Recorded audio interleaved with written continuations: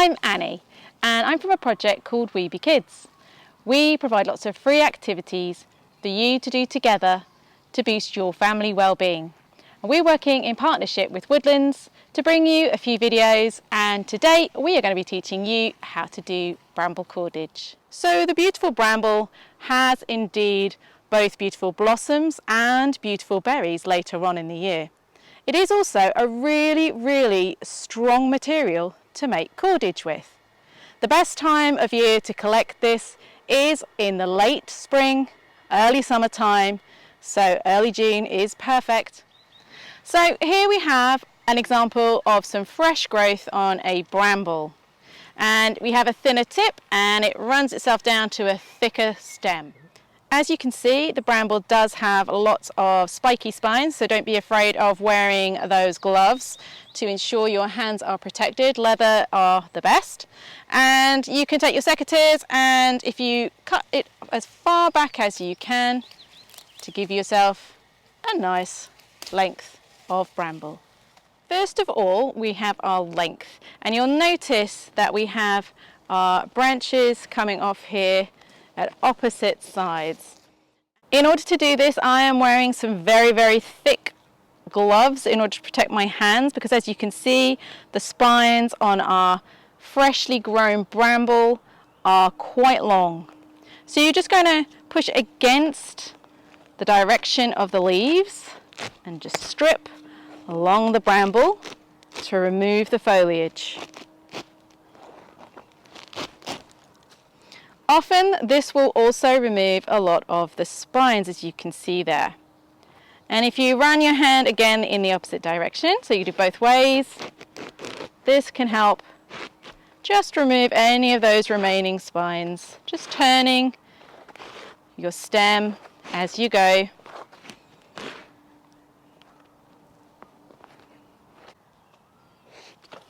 And then you can see you have your mostly spineless now bramble. We are actually interested in a very thin layer with which to make our cordage. Now the inside, the big white area that you can see, is actually called the pith. And on the outside here we can see something which is the outer skin, the outer layer. And what we are interested is the fibres that lie between these two. So we are going to remove that outer layer first. As you can see, this is now perfectly okay to handle with your hands, so you can remove your gloves. I've also picked up on the way a stone that seems to have a relatively straight edge. Now, if you don't have that or this type of stone around you, you can always use the back of a blunt knife. You're then going to use this just to gently scrape off the outer layer. Now you don't need much pressure, genuinely you do this very gently and you just move it around. And as you can see, that outer layer is starting to come away. So next, once we have stripped down our outer layer of our bramble stems, we need to soften them, and we're going to try and break off the fibres that we are wanting away from that pithy inner. The idea is that you don't want to be bashing it too hard. Now you want to be turning your bramble because you want to be loosening them all the way around as you work your way up. Next, you're going to break the fibres in between your hands just to ensure that there's no stiff areas left for those fibres to be stuck to. And if needed, you can always go back and bash a little more. Once you've prepared a few, you'll start to see that this inner layer next to the pith actually starts to come away from the main stem, and it will just peel off along the entire length of your bramble. And this is what you're going to be making the cordage from. It is of course ideal to have your fibres as long as you can get them, and the thicker they are, the thicker your cordage will be, although you can also separate it, and the thinner the cordage you may make. And both have really good purposes.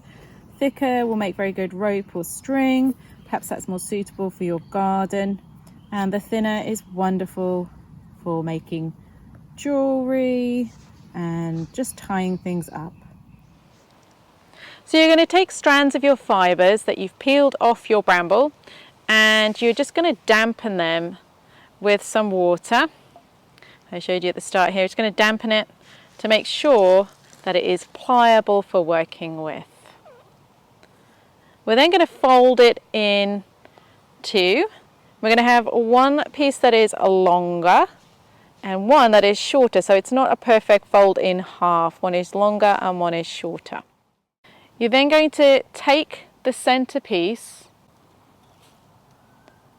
and then you are going to twist until it starts to twist itself there, as you can see that happening. And hold on to that end, so you've got your two strands. You're then going to take the piece that's on top, you're going to twist that away from you and pull it towards you and hold.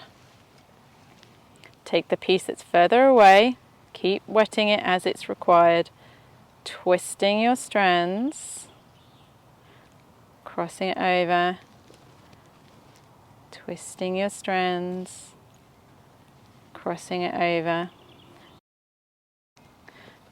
Strand furthest away from you, which is on the top, twisting in a direction away from your body.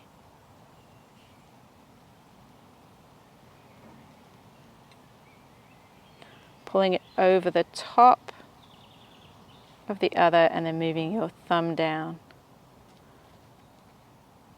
Piece underneath, twisting in the direction away from you, lifting it over the top, closer to you, and moving down. And after a while, this process becomes really quite a quick and simple thing that you will then be doing, and you will realize you have learnt the process.